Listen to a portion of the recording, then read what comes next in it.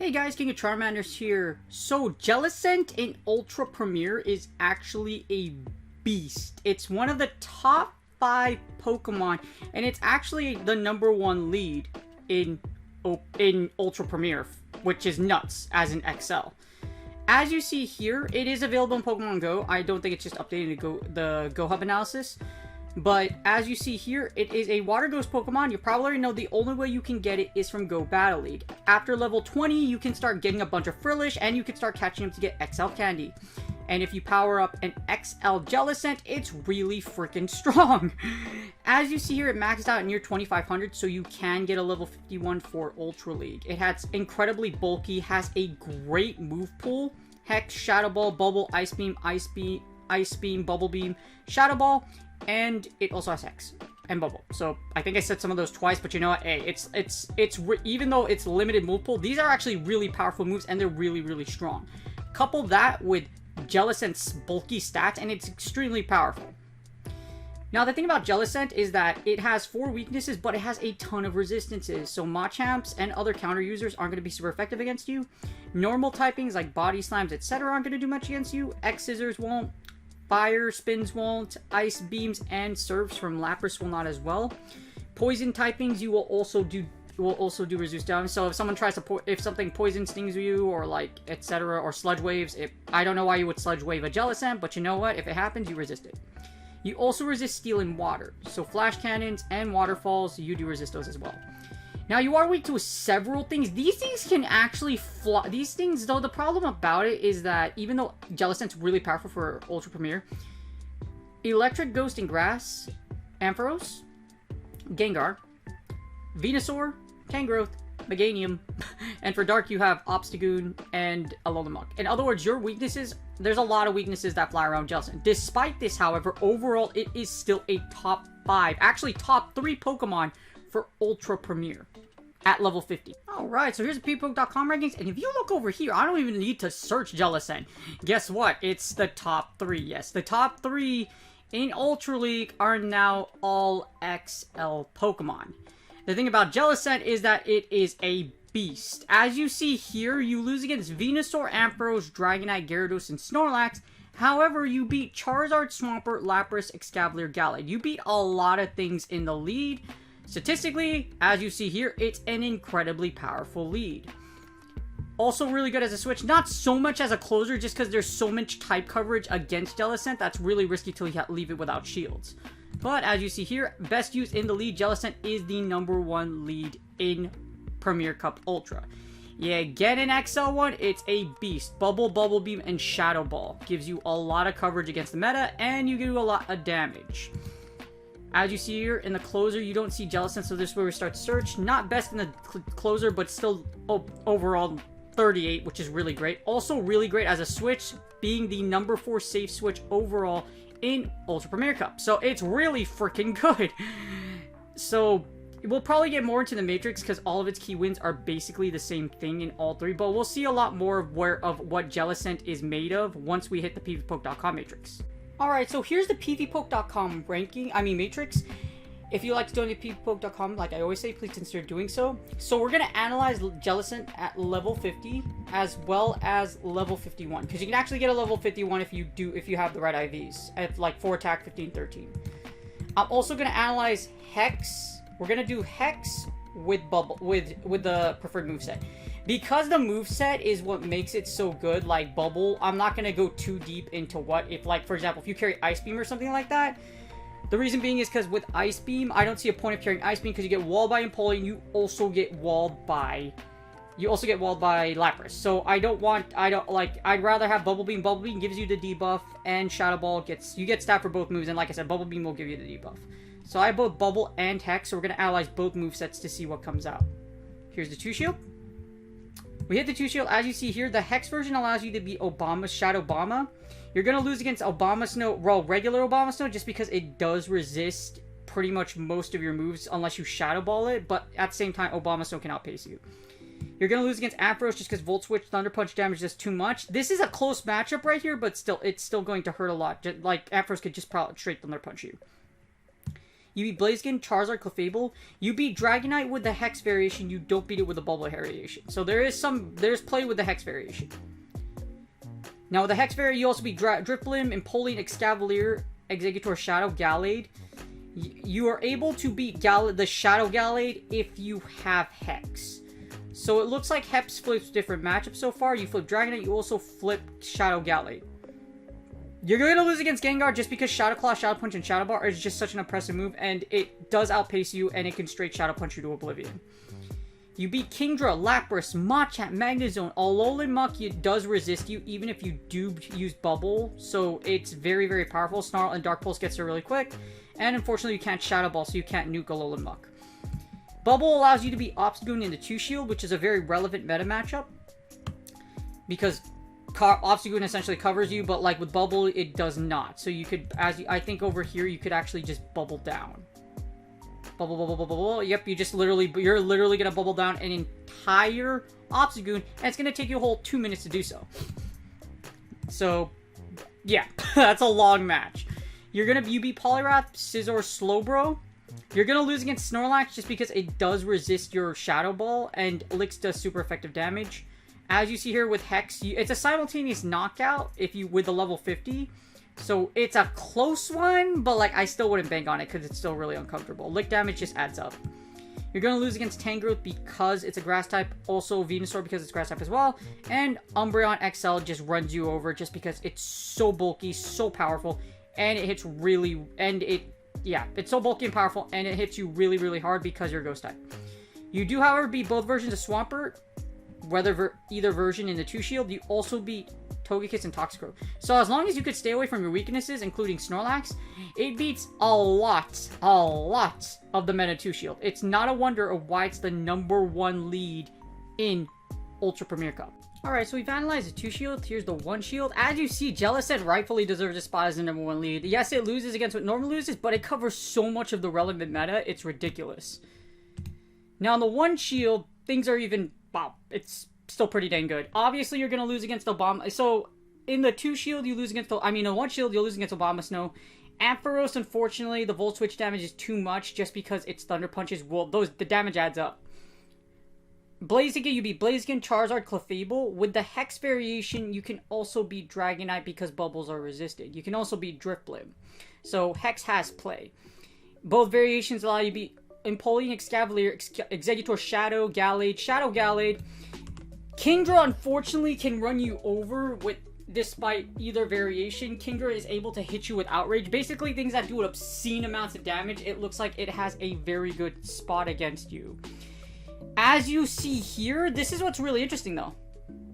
The level 51 can actually give you a simultaneous knockout. So level 51 with Hex is actually a viable option. It actually makes the matchup against Kingdra closer. Looks like there's some sort of like breaker bulk point in there. But definitely level 51 is something with Hex is something to look after. You beat Lapras, Machamp, Shadow Champ. You lose against Magnezone, Alolan, Marowak just because of Electric and because of Dark typing. With the Bubble variation, you're able to take out Obstagoon. The reason you aren't able to take it out with the Shadow Ball with the Hex variation is because Obstagoon essentially will triple resist you just because it's dark and it's normal. So it's not a good sign. Well, yeah, it triple resists you. You beat Poliwrath, Scizor, Slowbro. You're gonna lose against both variations of Snorlax just because it does resist Hex and the lick damage adds up. Even though it has Body Slam and Superpower, literally what it does is it just chips away at you just because of the lick damage. So the lick damage ultimately adds up and it KOs you. So yes, it takes a whole minute and 47 seconds, but Snorlax will lick you down, unfortunately. You still beat both versions of Swampert, however, but unfortunately you're gonna lose against Tangrowth, Umbreon, and Venusaur. Basically, Jellicent doesn't have any outs against what it's weak against. for, like, against its weak against, at least in the 2 and the 1 shield. Like, Dark Electric Grass and Ghost typings have a really, really good advantage over it. So you have to avoid those typings, or have coverage against that too. You do beat Togekiss and Toxicroak, however. So you still beat a slew of typings. It's just basically what the typings I mentioned, they give you a really hard time. Alright, now we have the zeros. So the closer is its weakest point, but I can see why. As you see here, in the closer, you're pretty much going to lose to, like, anything that has, like, coverage or, like, Charmers. For example, you see you're going to lose against Grass and Electric types, of course. You still beat Blaziken, Charizard. You're going to lose against Clefable because it's going to charm you down, or just going to, it's just basically going to hit you with Psychic. You lose against Dragonite just because, yeah, the Dragon Breath damage adds up. You beat Driplim and Polix, Cavalier, Exeggutor, Shadow. So you still beat a lot of heavy meta stuff. But Dragon Breath users and Gengar, as you see here, Gengar is a ghost type. It's going to hit you with that Shadow Ball. It's going to suck a lot. I believe Gengar can even go... Can Gengar go straight Shadow Punch? So if it's a Sludge Bomb...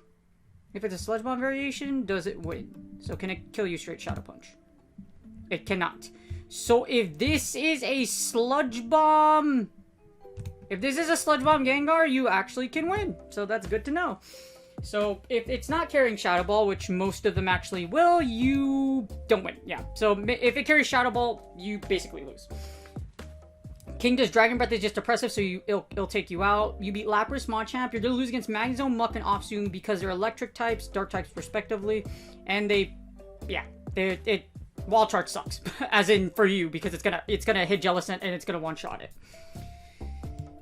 You beat Poliwrath, Scizor, Slowbro. You beat Swampert, Togekiss, and Toxicroak. You also still lose against Snorlax. You're going to lose against Tangrowth because it's grass typing. Umbreon because it's the thickest dark type in existence right now as far as like level 50 goes. And Venusaur just Frenzy Plants you to the next dimension. So as you see here, Jellicent is pretty cookie cutter. As in if you're going to like, you have to keep it away from its weaknesses. But if you get it into a neutral or positive matchup, it's really strong. In the 1-0s, as you see here, if you have shield advantage, you can take out Abomasnow. You also are able to take out Ampharos. You can take out Clefable. Now, the Hex variation can take out Drifblim. However, the regular one will cause a simultaneous knockout, unfortunately. Unless it's a XL Drifblim, then XL Drifblim Plot will kill you. The 1-0s, you're able to beat a majority of the meta except for Magnezone just because of the Wild Charge. Alolan Muck, Snorlax still in Tangrowth. Basically, same matchups. Same matchups in the zeros. You just pick up Clefable. You also pick up both version of Abomasnow and Ampharos. So you lose 3 weak matchups. Technically 4 if it's the Bubble Shadow Ball and you get a perfect Driplim, etc. Level 51 can be Driplim though. So there is merit to have a level 51 Jellicent. So you could be Driplim with the level 51. But as you see, you'll still lose against Alolan Muck. The 2-0s is what is interesting because what does it flip? So in the 2-0s, if you have Bubble, you can flip your negative matchups. So the 2-0s can flip Obstagoon. It can also flip Alolan Muck. And you also flip Clefable, both version Dragonite, and Driplim entirely. You still lose against Snorlax though. So Snorlax essentially and Umbreon are your 2 hard walls. You can beat Shadow Lax, however you have to have the Bubble variant. So technically, yeah, you're gonna... Snorlax and Umbreon will wall you. It's good that you pick up 2 negative ones, but the 2-0s is not an easy spot to be in, so just keep that in mind. However, it's nice that you pick up Venusaur, and it's nice that you also pick up Tangrowth, so you can beat Venusaur and Tangrowth in the 2-0s. Now, in 2-1s, I'm pretty sure this thing flips. So in the 2-1s, you basically go back to the zeros. Basically... Probably the 1-0s, because you drop you'll drop Venusaur, you also drop Tangrowth, so you drop your grass coverage. So with shield advantage, you'll beat out the entire meta. So it's basically like the 2-0s, with the exception of you dropping the Shadow Snorlax matchup and being able to drop the grass matchups. So it's actually not that hard to use. As in, you're gonna it's very cookie cutter. Jellicent will lose what it loses against, and it wins pretty handily against positive matchups or neutral matchups. It's pretty dang good, especially if you just give it shield advantage, as you see here. These 600 ratings are really strong. You even pick up Ampharos, which is a match I forgot to regard. So being able to pick up Ampharos is huge. As you see here, it can't Focus Blast you. It's going to straight Thunder Punch. So you drop it, and it takes you out. So you can't flip the Ampharos matchup. So Jellicent, but Jellicent is a beast. Like with shield advantage, even without shield advantage, like it's pretty straightforward. If you're up against its weaknesses, it will lose to it. If you are up against a neutral or a positive matchup, it's pretty dang strong, and there's a lot of things you can do with it. 9 out of 10 right off the bat. Its Jellicent is extremely powerful in Ultra Premier. Just to give you a glimpse, here's Bubble, Shadow Ball, Bubble Beam. Here's the 2-shield scenario. Bam. You win 82% of the matchups. That's crazy. And 80 is rare in the 2-shield. Jellicent is an absolute destroyer. And you basically only lose to Grass, Electric, Ghost types, and Dark types. Basically, and just normal types that can lick you down. But other than those 5 typings, you wreck a lot of the meta. So it's a very powerful Pokemon. It rightfully deserves its place as the best lead in Ultra Premier. Now, as far as you seeing one anytime soon, unless someone dumps 29,000 rare candy into a Jellicent, you're probably not going to see it anytime soon. However, as you see here, it's extremely powerful and it has so much play. It's very, I would say it's very easy. It's so powerful. As you see here, there's not too much of a difference between 50 and 51. However, there are some matchups that 51 can flip in very specific scenarios. In other words, you don't really need a 51. You can use 50 for most of the time. So, it's just so good. Great matchups. The best lead overall. Bubble, Shadow Ball, great move pool, bulky move sets, and a great typing where it only has 4 weaknesses throughout the meta. Yes, those weaknesses are popular. However, as long as you can avoid them, if you are in the 2 to 0s, you could take them out. With the exception like Snorlax. Which brings us to Jellicent's biggest weaknesses. It's just basically its typings. Jellicent does not have any coverage moves unless it has shield advantage against its weaknesses. For example, unless you have 2 in the O's, you cannot take out Tangrowth. Because of this, Jellicent is really dangerous. If you get locked into one of its weaknesses, it's pretty much game. That's the only bad thing about Jellicent. With Zero, it doesn't have, like, for example, Typhlosion has Solar Beam. Solar Beam can nuke Azu. It can also take out Mudboys. So you have coverage against your weakness. Yes, it's not a great move, but heck, you have it. Jellicent does not have that. However, it does have a great move pool that allows you to do debuffs. It allows you to do a lot of plays. It allows you to do so many things with Jellicent that if you have energy lead, you could possibly Shadow Ball or Bubble Beam something to oblivion. Jellicent, in other words, is really, really good. Keep it away from its weaknesses. Give it 2 shields. Put it in the lead. Get a neutral or positive matchup, and you're going to have a great day. If you like this video, please like and subscribe. Good luck on your Go Battle League sets, and I will see you guys on the next video.